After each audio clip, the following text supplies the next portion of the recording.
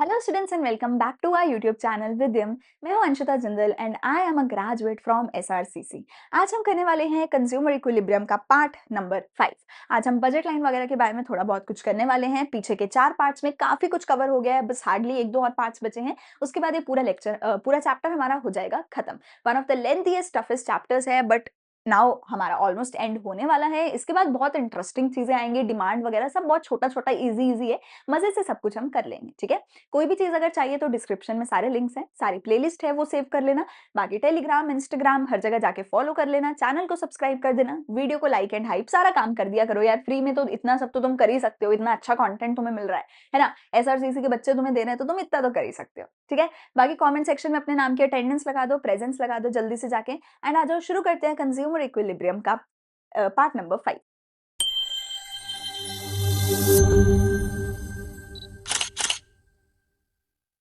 पिछले लेक्चर में हमने समझा था कि इनडिफरेंस कर्व क्या होता है। उसके साथ साथ मैंने आपको बताया था कि इनडिफरेंस कर्व के अंदर हम मिनिमम ऑफ 2 कमोडिटीज लेकर चलते हैं, क्योंकि हम उन दोनों को कंपेयर करते हैं कि हमें किससे ज्यादा यूटिलिटी मिल रही है, किससे कम यूटिलिटी मिल रही है। एंड किसी एक को गेन करने के लिए दूसरे को सेक्रीफाइस करना होता है। इसके लिए मैंने तुम्हें मोनोटोनिक प्रेफरेंस का कॉन्सेप्ट समझाया। फिर मैंने ये बोला कि ये जो सेक्रीफाइस हम करते हैं ये विद टाइम रिड्यूस होता रहता है। पहले यूनिट के लिए ज्यादा सेक्रीफाइस, दूसरे के लिए कम, तीसरे के लिए कम। ये क्यों था? Because of law of DMU। ये सब मैंने बताया। फिर हमारा इंडिफरेंस कर्व कैसा होता है मैंने बनाकर दिखाया, कैसे प्लॉट करना है मैंने वो समझाया। वो डाउनवर्ड होता है, कॉन्वेक्स होता है, वो सब मैंने समझाया। वहां तक हमने पिछले लेक्चर में किया था।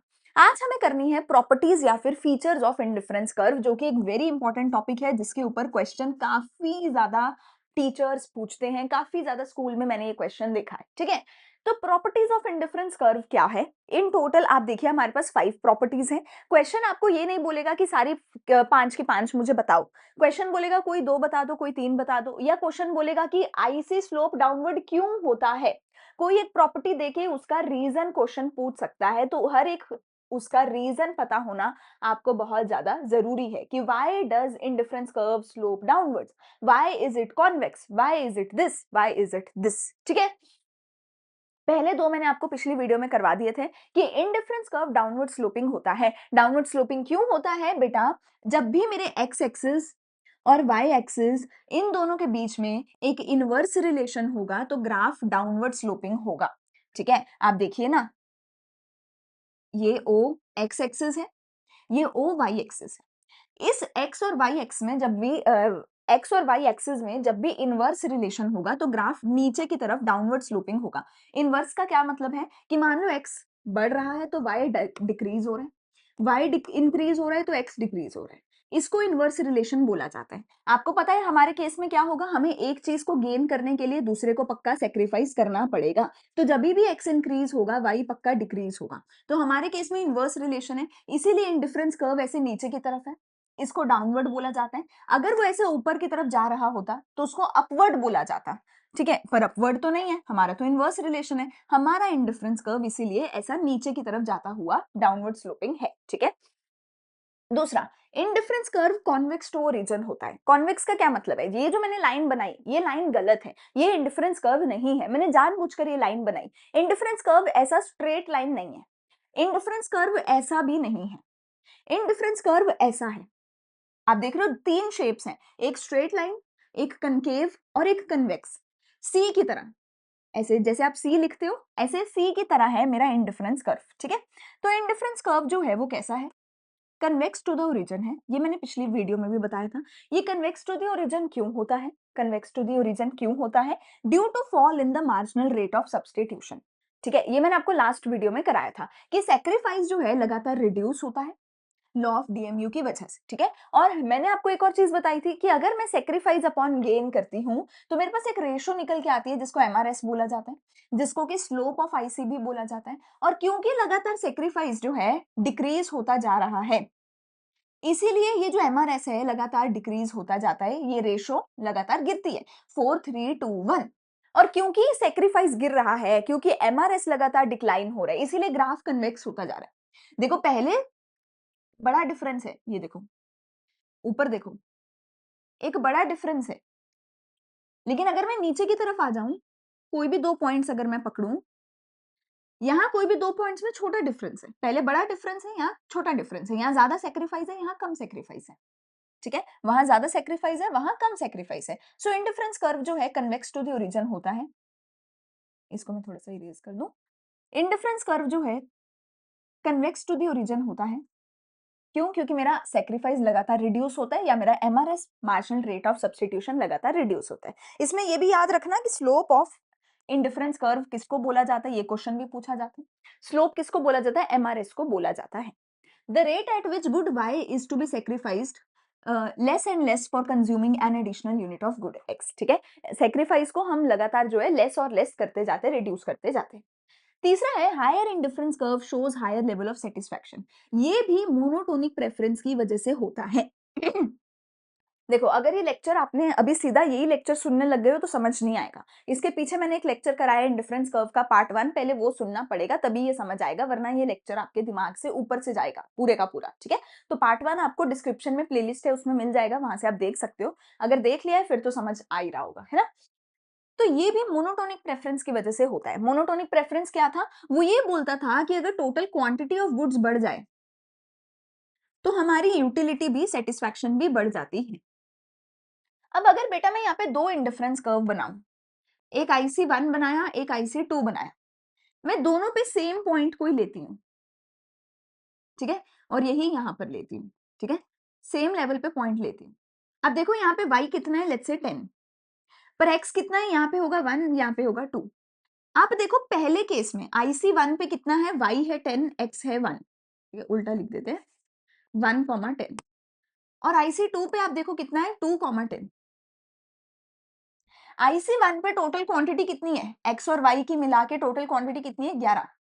IC2 पे x और y की मिला के है 12। जैसे ही क्वांटिटी बढ़ गई हमारी यूटिलिटी भी बढ़ेगी। ये मोनोटोनिक प्रेफरेंस ने बोला था कि इंसानों को जितना ज्यादा सामान दोगे, जितनी ज्यादा क्वांटिटी दोगे, इंसान उतना खुश रहेगा। हमें मोनोटोनिक प्रेफरेंस ने ये चीज बोली थी। और जैसे ही हमारी क्वांटिटी बढ़ी तो हमारी यूटिलिटी बढ़ी। और क्वांटिटी कब बढ़ी? जब मैंने एक हायर इंडिफरेंस कर्व बनाया। तो जैसे ही मैं हायर इंडिफरेंस कर्व पे जाऊंगी मेरी क्वांटिटी बढ़ जाएगी, और क्वांटिटी बढ़ने की वजह से यूटिलिटी बढ़ जाएगी, सेटिस्फैक्शन बढ़ जाएगी। इसीलिए हायर इंडिफरेंस कर्व पे हमेशा हायर लेवल ऑफ सेटिस्फैक्शन रहेगी, ठीक है। अच्छा, अगली चीज आती है, दो इंडिफरेंस कर्व कभी आपस में एक दूसरे को टच नहीं कर सकते। ये दोनों इंडिफरेंस कर्व जो मैंने बनाए हैं, क्या ये आपस में टच कर रहे हैं? नहीं, ये कभी भी आपस में एक दूसरे को टच नहीं कर सकते। क्यों नहीं कर सकते? क्योंकि इंडिफरेंस कर्व का क्या मतलब है, इस पे मैंने 3 पॉइंट लिए, A, B, C। Can I से कि A और B और C तीनों पे इक्वल सेटिस्फैक्शन मिलती है? क्यों मिलती है? क्योंकि ये तीनों सेम इंडिफरेंस कर्व पे हैं। एक इंडिफरेंस कर्व पे जितने भी पॉइंट्स होते हैं उन सब पे सेम सेटिस्फैक्शन मिलती है। पहले लेक्चर में मैंने समझाया ये। अब A, B और C पे तो सेम सेटिस्फैक्शन मिलती है। अगर मैं एक पॉइंट ले लू D, D किस पे है? लोअर इंडिफरेंस कर्व पे। तो D से कम सेटिस्फैक्शन मिल रही है, A, B और C से ज्यादा मिल रही है। समझ आ रही है बात? तो लोअर इंडिफरेंस कर्व पे कितने भी पॉइंट बना लो, इन सब पे कम सेटिस्फैक्शन मिलेगी, इन पे ज्यादा सेटिस्फैक्शन मिलेगी। अगर मैं इन दोनों को आपस में इंटरसेक्ट करा दूं, IC1, IC2, अगर मैंने इंटरसेक्ट करा दिया तो क्या होगा? ये एक ऐसा पॉइंट है जिस पॉइंट पे ये दोनों मिल रहे हैं। अरे इस वालों की सेटिस्फैक्शन अलग है, इनकी सेटिस्फैक्शन अलग है, तो ऐसा कोई पॉइंट हो ही नहीं सकता जहां पर इनकी सेटिस्फैक्शन बराबर होगी। क्यों? क्योंकि जो हायर है उस पे ज्यादा है, लोअर वाले पे सेटिस्फैक्शन कम है। इस पे सेटिस्फैक्शन कम है, इस पे सेटिस्फैक्शन ज्यादा है। पर अगर एक कॉमन पॉइंट निकल आया, उस कॉमन पॉइंट पे तो सेटिस्फैक्शन सेम होनी चाहिए दोनों कर्व्स की, पर वो कॉमन पॉइंट हो ही नहीं सकता, क्योंकि इस पे लोअर सेटिस्फैक्शन है, इस पे हायर सेटिस्फैक्शन है। बोला ना अभी, हायर आई से हायर सेटिस्फैक्शन। तो क्योंकि इन दोनों पे सेम सेटिस्फैक्शन नहीं है, इसीलिए कोई एक ऐसा कॉमन पॉइंट हो ही नहीं सकता जहां पर ये मीट करें। क्योंकि अगर इन्होंने मीट किया तो एक कॉमन पॉइंट आ जाएगा जहां सेटिस्फैक्शन सेम होगी, और वो कभी नहीं हो सकती, क्योंकि lower IC lower satisfaction, higher IC higher satisfaction. I hope ये क्लियर है। अगला, indifference curve does not touch X और वाई एक्सिस। जो मेरा इंडिफरेंस कर्व है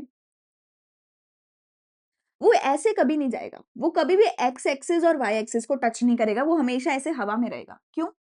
क्योंकि अगर उसने एक्स एक्सिस पे टच किया तो इस पॉइंट पे क्या होगा? इस पॉइंट पे क्या होगा? इस पॉइंट पे एक ना एक कमोडिटी जीरो है। सिमिलरली अगर उसने वाई एक्सिस पे टच किया तो एक कमोडिटी जीरो है। मतलब क्या हुआ? अगर यहां पर कोई पॉइंट है, यहां पर y तो है 10, यहाँ पर x कितना है 0, तो यहाँ पर सिर्फ y की क्वांटिटी है 10 पर x की क्वांटिटी है 0। सिमिलरली अगर उसने यहाँ टच किया तो यहाँ पे x की क्वांटिटी है 10, y की क्वांटिटी है 0। क्या दोनों में से किसी भी प्रोडक्ट की क्वांटिटी 0 हो सकती है? नहीं हो सकती। मैंने शुरू में बोला हम कंपैरिजन कर रहे हैं, कंपैरिजन करने के लिए मिनिमम 2 गुड्स चाहिए। हम कंपैरिजन कर रहे हैं, कंपैरिजन करने के लिए मिनिमम 2 गुड्स चाहिए। इसीलिए इन दोनों में से कोई भी 0 कभी नहीं हो सकता, इनकी क्वांटिटी 0 नहीं हो सकती। और अगर x और y एक्सिस को टच किया तो एक गुड्स की कमोडिटी क्वांटिटी 0 हो जाएगी और 0 नहीं हो सकती। तो I see neither touches x axis nor the y axis if the two goods are consumed, one is always sacrificing for another because consumption of goods is not zero। ठीक है, एक हमेशा सेक्रीफाइस करेगा, दूसरा हमेशा गेन करेगा, पर कभी भी जीरो नहीं हो सकते। ठीक है, ये हमने 5 हमारे देख लिए properties of indifference curve. Please इन पांचों को अच्छे से नोट डाउन कर लो, अपने दिमाग में भी अपनी कॉपी में भी याद कर लो अच्छे से, इनका रीजन भी समझ लो क्योंकि आएगा पेपर में। डाउनवर्ड क्यों होता है? क्योंकि इनवर्स रिलेशन है, सेक्रीफाइस और गेन है। कन्वेक्स क्यों होता है? क्योंकि एमआरएस डिमिनिश होता है। हायर ये वाला क्यों है? Because of monotonic preference. ठीक है, टू इंटरसेक्ट क्यों नहीं करते? ये इंटरसेक्ट नहीं करते क्योंकि एक हायर है एक लोअर है, और टू गुड्स हमें चाहिए इसलिए कभी एक्स और वाई एक्सिस टच नहीं होते। ठीक है, ये रीजन है। इनवर्स रिलेशन, एमआरएस, मोनोटोनिक, इसमें लिख देना ये वाला पॉइंट और इसमें लिख देना 2 गुड्स, ये हमारे ओवरऑल रीजन है। चलिए, अब आता है इंडिफरेंस कर्व एनालिसिस से कंज्यूमर इक्विलिब्रियम निकालना। सॉरी कंज्यूमर इक्विलिब्रियम तो भी बाद में करेंगे। अब मेरा आता है एक छोटा सा टॉपिक इंडिफरेंस मैप का। कहते हैं अगर मैं एक ग्राफ में एक ही कर्व बनाऊं तो उसको इंडिफरेंस कर्व बोला जाएगा, पर मैं एक ही ग्राफ में 1 2 3 कर्व्स बना दूं तो इसको इंडिफरेंस मैप बोला जाएगा। ये क्या है? अब मेरा ये है मेरा एक इंडिफरेंस मैप। इसमें जितना हायर इंडिफरेंस कर्व उतनी हायर सेटिस्फैक्शन। तो IC3 सबसे ऊपर है, इसकी सेटिस्फैक्शन सबसे ज्यादा, उसके बाद IC2, उसके बाद IC1, ये इनकी सेटिस्फैक्शन का लेवल है। मुझे कमेंट सेक्शन में बताओ टाइम स्टैम्प के साथ कि IC3 की सेटिस्फैक्शन सबसे हायर क्यों है, इसके सबसे लोअर क्यों है। मुझे टाइम स्टैम्प के साथ अभी कमेंट सेक्शन में आप बताइए, जो करेक्ट आंसर होगा उसको मैं लाइक कर दूंगी। ठीक है, अच्छा, अब अगला मेरे पास टॉपिक आता है कंज्यूमर के बजट। अगला मेरे पास टॉपिक आता है कंज्यूमर के बजट का। अभी मैं आपको 2 टॉपिक कराऊंगी, फिर दोनों को जोड़ूंगी। एक टॉपिक मैंने करा दिया इंडिफरेंस कर्व का, अब एक टॉपिक कराती हूँ बजट का, फिर बताऊंगी कि इंडिफरेंस कर्व और बजट आपस में कैसे रिलेटेड है। अभी के लिए जो करा रही हूँ एक बार वो देख लो। ठीक है, इंडिफरेंस वो जोड़ूंगी अगली वीडियो में, अभी आज की वीडियो में बस बजट ही करते हैं एंड उसके बाद वीडियो को खत्म करेंगे। ठीक है, अभी तक हमने इंडिफरेंस कर्व के बारे में पढ़ा कि वो एक ग्राफ है जिस ग्राफ के हर एक पॉइंट पे इक्वल सेटिस्फैक्शन मिलती है। वो डाउनवर्ड है, कॉन्वेक्स है, एमआरएस उसका स्लोप है, वो सब किया। अब हम करते हैं बात कंज्यूमर के बजट के बारे में। हम सबको पता है कंज्यूमर की कुछ एक सर्टेन इनकम होती है, उसके पास कुछ पैसे होते हैं, जितने पैसे उसके पास होते हैं वो उतना ही सामान खरीद सकता है। और कंज्यूमर चाहता है मेरे पास इतना पैसा है, मुझे इस गिवन पैसे में ही मैक्सिमम सेटिस्फैक्शन लानी है, ये कंज्यूमर चाहता है। तो अब कंज्यूमर के बजट की बात हम एक बार के लिए कर लेते हैं। ठीक है, 2-3 वर्ड्स है, प्लीज इनको अच्छे से,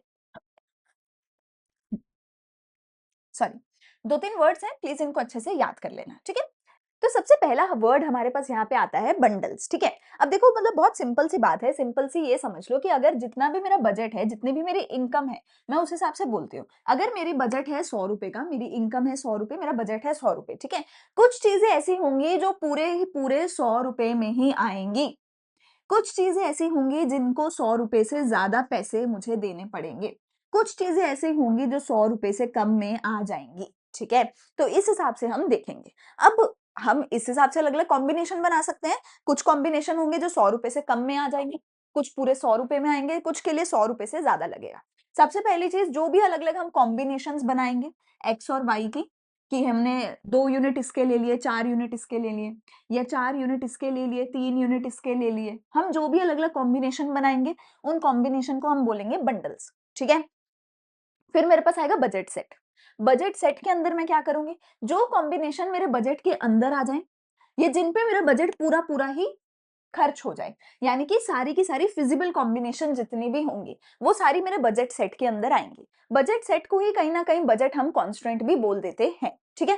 फिर मेरी आएगी बजट लाइन। बजट लाइन क्या होगी? बजट लाइन के ऊपर आएँगे सिर्फ ये वाले कॉम्बिनेशन जिनके ऊपर मेरा सिर्फ पूरे का पूरा बजट खर्च होगा, ठीक है? सो मैंने क्या बोला, अगर मेरा बजट है ₹100 का, मैं अलग-अलग कॉम्बिनेशन बनाऊँगी कि एप्पल मैं कितने खरीद सकती हूँ, ऑरेंज मैं ₹100 में कितने खरीद सकती हूँ। शायद मैं 1 एप्पल, 1 ऑरेंज खरीद सकती हूँ। ठीक है? लेट्स से वो सिर्फ लेट्स से ₹20 के आएँगे, ठीक है? ₹10 का एप्पल है, ₹10 का ऑरेंज है, तो मैं 1 एप्पल, 1 ऑरेंज खरीद सकती हूँ, 2 एप्पल, 2 ऑरेंज खरीद सकती हूँ, वो ₹40 के आ जाएँगे, ठीक है? 3 एप्पल और 3 ऑरेंज खरीद सकती हूँ, वो ₹60 के आ जाएँगे, 4 और 4 भी खरीद सकती हूँ, वो कितने के ₹80 के आ जाएँगे और 5 और 5 भी खरीद सकती हूँ, वो ₹100 के आ जाएँगे। तो ये जो सारे कॉम्बिनेशन हैं, ये ऐसे कॉम्बिनेशन हैं जिन पे या तो मेरा पूरा बजट खर्च हुआ या मेरे बजट के अंदर, या तो मेरा पूरा बजट खर्च नहीं हुआ या मेरा पूरा बजट खर्च हुआ। अच्छा, और क्या कॉम्बिनेशन हो सकता है? एप्पल 1 भी ले लूँ, ऑरेंज ले लूँ 10, तो भी ₹100 खर्च हो गए।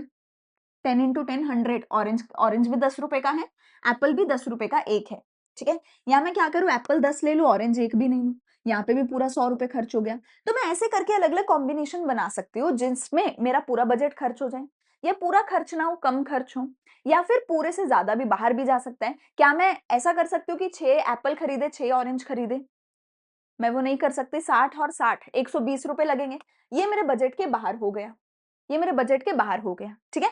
तो ये कॉम्बिनेशन मेरे बजट सेट में नहीं आ रहा, ठीक है? तो मेरा जो बजट सेट है, जो मेरा बजट सेट है, उसमें क्या आएगा? उसमें वो सारे कॉम्बिनेशन आएँगे जिसके अंदर या तो मेरा इक्वल टू बजट है या फिर मेरा लेस देन बजट है। ₹100 का बजट है, तो ₹100 में या उससे कम में जितनी भी कॉम्बिनेशन बन सकती हैं, जितने भी बंडल बन सकते हैं, वो बजट सेट के अंदर आ जाएँगे।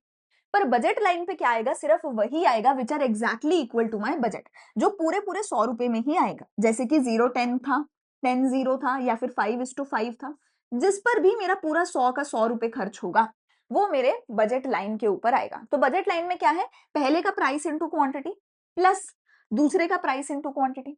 मतलब पहले का क्या था? ₹10 का प्राइस, 10 यूनिट खरीदे, 5 यूनिट खरीदे, प्लस दूसरे का प्राइस इंटू 5 यूनिट खरीदे, 50 और 50 टोटल ₹100 मेरे खर्च हो गए। ठीक है? तो बजट लाइन पे सिर्फ वही कॉम्बिनेशन आएँगे जिसपे पूरा बजट खर्च हो जाएगा। पर बजट सेट में वो सारे कॉम्बिनेशन आएँगे जिसमें या तो पूरा ₹100 खर्च हो जाए या उससे कम ₹80 ही खर्च हो, ₹60 ₹40 ही खर्च हो, वो बजट सेट में आएगा। तो बजट सेट में क्या है? Collection of those bundles that consumer can afford to purchase with the money. ठीक है? पर बजट लाइन में क्या है? Those bundle that can be purchased by spending all his money. यहाँ पे आप क्या-क्या अफोर्ड कर सकते हो? अफोर्ड तो सब कर सकते हो, 10, 20, 30, 40, 50, 60, 70, 80, 90, पर ऑल मनी कितनी होगी जहाँ 100 के ₹100 खर्च हो जाएँ, ठीक है? ओके जी। अच्छा, अब ये कुछ ऐसी होती है मेरी बजट लाइन। इस बजट लाइन पे जितने भी मेरे कॉम्बिनेशन हैं, ई, एफ, जी, एच, आई, जे, इन सभी कॉम्बिनेशन पे मेरा पूरे का पूरा ₹100 खर्च हो रहा होगा। मेरा ₹100 कहाँ-कहाँ खर्च हो रहा है? 0:10, 10:0, 5:5। अगर मैं इन सारे पॉइंट्स को जोड़ दूँ, जहाँ पर मेरा पूरा बजट खर्च हो रहा है, मेरा ₹100 का बजट खर्च हो रहा था, ठीक है? मैं ₹100 वाले सारे पॉइंट्स को अगर जोड़ दूँ, एक बार y को 10 रख देते हैं, एक बार x को 10 रख देते हैं, एक बार दोनों को 5-5 रख देते हैं, ठीक है? इसको यहाँ कहीं कर लेते हैं, ऐसा, ऐसा और ऐसा। एक बार 0:10, एक बार 10:0 और एक बार 5:5, ये 5:5। अगर मैं इन तीनों पॉइंट्स को ऐसे जोड़ती हूँ, तो एक स्ट्रेट लाइन बन के आएगी। ये स्ट्रेट लाइन मेरी क्या होगी? बजट लाइन कहलाएगी। ये स्ट्रेट लाइन मेरी बजट लाइन कहलाएगी। इसके ऊपर जितने भी पॉइंट्स होंगे, यहाँ पर मेरा टोटल फुल 100 का 100 बजट खर्च होगा। इस बजट लाइन के अंदर जितने भी पॉइंट होंगे, ये वो पॉइंट होंगे जहाँ ₹100 से कम खर्च हुआ। अगर यहाँ पे कोई पॉइंट है, वहाँ ₹100 से कम खर्च हुआ। इस बजट लाइन के बाहर जितने भी पॉइंट होंगे, वो होंगे अनअटेनेबल पॉइंट, क्योंकि वहां पे ₹100 से ज्यादा खर्च होगा। तो मैं अपने बजट के अंदर क्या क्या खरीद सकती हूँ? अंदर वाले बजट लाइन के, ऑन द बजट लाइन, पर बजट लाइन के बाहर वाले मैं नहीं खरीद सकती क्योंकि वो अनअटेनेबल है, वो मेरे बजट के बाहर चले जाएँगे, ठीक है? हमने देखो यहाँ पे क्या बोला, a budget line is the locus of various combination of two goods, जहां पे कंज्यूमर कंज्यूम कर रहा है और उसकी कॉस्ट इक्वल है, उन सभी की कॉस्ट 100 रुपए इक्वल है कंज्यूमर की 100 रुपए की इनकम से। वो सारे पॉइंट बजट लाइन में आएंगे। बजट लाइन को price line, price opportunity line, budget constraint, price income कुछ भी बोल दिया जा सकता है। मेजरली इसको बजट लाइन या बजट कॉन्स्ट्रेंट बोला जाता है, ठीक है। सॉरी, मैंने ऊपर शायद गलत बोल दिया था, है ना। बजट कॉन्स्ट्रेंट हम किसको बोलते हैं, इसी को बजट लाइन को ही बोलते हैं, ठीक है। अच्छा, बजट सेट हो गया, बजट लाइन हो गया, ठीक है जी। बजट सेट हो गया, बजट लाइन हो गया। अच्छा, अब हम देखते हैं बजट लाइन का स्लोप कितना होता है। अब बजट लाइन का स्लोप कैसे निकाला जाता है? यूजुअली अगर मुझे किसी भी चीज का स्लोप निकालना है तो मैं कैसे निकालूंगी, change in y upon change in x अगर मैं करती हूँ कि y एक्सिस में कितना चेंज आया डिवाइड बाय x एक्सिस में कितना चेंज आया, अगर मैं ऐसा करती हूँ तो मैं किसी भी चीज का स्लोप निकाल सकती हूँ। अगर मैं बात करूं स्पेसिफिकली बजट लाइन के केस में, तो उसका y एक्सिस और x एक्सिस का अगर मैं चेंज निकालने जाऊं, ठीक है, तो मुझे क्या मिलेगा, मुझे क्या मिलेगा, as we move downward the slope, 2 unit of good y needs to be sacrificed to gain 1 unit of good x. Therefore, the slope of budget line is -2/1। हमने y का कितना सेक्रीफाइस किया, x का कितना सेक्रीफाइस किया, ठीक है। I think यहाँ पर मैंने टेबल नहीं बनाया है। चलो आप ये छोड़ दो, 2:1 वाला छोड़ दो, मैं आपको सिंपली जो है बजट लाइन का स्लोप बता देती हूँ क्या होता है। बजट लाइन के स्लोप को हम मार्केट रेट ऑफ एक्सचेंज भी बोलते हैं, जिसको शॉर्ट में हम एमआरई बोलते हैं। And this is equal to the price ratio of two goods, ठीक है। This is equal to price ratio of two goods, P Y upon P X अगर मैं कर दूं, price of Y upon price of X अगर मैं कर देती हूँ, तो वो मेरा बजट लाइन के स्लोप के बराबर होता है, ठीक है। Price of Y upon price of X अगर मैं करती हूँ तो वो मेरे स्लोप ऑफ बजट लाइन के बराबर होता है। आप यहाँ पर करके भी देख सकते हो, जो मैंने यहाँ पर बजट लाइन बनाई थी आप करके भी देख सकते हो। प्राइस ऑफ वाई कितना था, 10 रुपए, ठीक है। जब मैं यहाँ से यहाँ पे जा रही हूँ तो मेरा चेंज क्या हो रहा है, वाई कितना चेंज हो रहा है, वाई 10 से कम होके 5 हो रहा है, मतलब कि -5 हो रहा है प्राइस वाई, ठीक है। एक्स अगर मैं देखूं, एक्स यहाँ पे 0 था, एक्स यहाँ पे 5 है, तो एक्स में कितना आ रहा है चेंज, 5 का। तो मेरा बजट लाइन का स्लोप क्या आ रहा है, -1, या सिंपली बोलूं स्लोप हम 1 बोलेंगे, सिंपली हम स्लोप को 1 बोलेंगे। जो माइनस का साइन है वो ये बताता है कि स्लोप डाउनवर्ड, ठीक है। सिमिलरली अगर मैं प्राइस की बात करूं, प्राइस ऑफ वाई कितना है 10, प्राइस ऑफ एक्स कितना है 10, तो प्राइस ऑफ वाई और प्राइस और एक्स को भी अगर मैं डिवाइड करती हूँ तो भी वही मेरा 1 निकल के आ जाएगा, ठीक है। तो आपको अगर कैलकुलेशन समझ आई, बहुत बढ़िया। कैलकुलेशन क्या है, वाई में कितना चेंज आया, एक्स में कितना चेंज आया, कोई भी दो पॉइंट्स के बीच में, ठीक है। यहां से यहां पर गए, 10 से 5 पे गए तो वाई में चेंज आया 5 का। ऐसे ही यहाँ पे एक्स 0 था, यहाँ पे पॉइंट क्या था, 0,10, एक्स 0 था, वाई एक्स 0 था, यहाँ पे एक्स 5 हो गया, 5,5। तो यहाँ से यहाँ पर गए, y में भी 5 का चेंज आया, x में भी 5 का चेंज आया, 5/5 मेरा स्लोप आ रहा है 1। वही अगर मैं उनकी प्राइस रेशो से भी निकालने जाऊं, प्राइस रेशो से भी अगर मैं निकालने जाऊं, प्राइस उसका भी 10 उसका भी 10 डिवाइड किया 1 आ गया, तो प्राइस रेशो के बराबर होता है बजट लाइन का स्लोप। इसी को मैं प्राइस रेशो बोल रही हूँ। इसी को मैं मार्केट रेट ऑफ एक्सचेंज भी बोल सकती हूँ, शॉर्ट में एमआरई इसी को बोल सकती हूँ। तो मैंने आपको बता दिया बजट लाइन क्या होती है एंड बजट लाइन का स्लोप क्या होता है, वो हमने यहाँ तक डिस्कस कर लिया, ठीक है। इसके बाद एक और चीज देख लो, अटेनेबल नॉन अटेनेबल कॉम्बिनेशन क्या है। जितने भी combination below the budget line है, जितने भी combination on the budget line है, ये ऑन, ठीक है, यानी कि D E F G H I J, ये सारे कॉम्बिनेशंस को हम अटेनेबल कॉम्बिनेशन बोलेंगे। मैं इनको खरीद सकती हूँ। पर जितने भी combination above the budget line है, या मैं बोलूं आउटसाइड द बजट लाइन है, जितने भी कॉम्बिनेशन, जैसे कि सी, इसको मैं अनअटेनेबल नॉन अटेनेबल कॉम्बिनेशन बोलूंगी, ठीक है। अटेनेबल अनअटेनेबल क्या है, in the context of budget line, combination of goods are categorized based on whether consumer can afford or not। Consumer afford कर सकता है या नहीं कर सकता। अटेनेबल कॉम्बिनेशन क्या होंगे, ये सारे, उसके नीचे वाले and on the budget line, और इसके बाहर वाले सारे नॉन अटेनेबल कॉम्बिनेशन होंगे अबव द बजट लाइन वाले, ठीक है जी। ये आप यहाँ पर देख सकते हैं। इसके आगे का टॉपिक हम अगली क्लास में करेंगे। अभी आज की क्लास में हमने क्या किया, इंडिफरेंस कर्व की प्रॉपर्टीज कर ली। बजट लाइन क्या होती है, अटेनेबल नॉन अटेनेबल कॉम्बिनेशन क्या होते हैं, बजट लाइन का स्लोप क्या होता है, वो सब हमने कर लिया। बजट सेट क्या होता है वो हमने करा। ये डिफरेंस काफी बार आता है, budget set versus budget line क्या है, हमें वो पूछा जाता है। ठीक है, अब यहाँ पर आज के लेक्चर को खत्म करते हैं। अगले लेक्चर में ये चैप्टर हो जाएगा मेरा समाप्त। अगर वीडियो अच्छी लगे तो please like share and subscribe कर देना, दोस्तों के साथ शेयर कर देना। मिलते हैं अगले वीडियो में। Thank you so much for watching. Bye bye.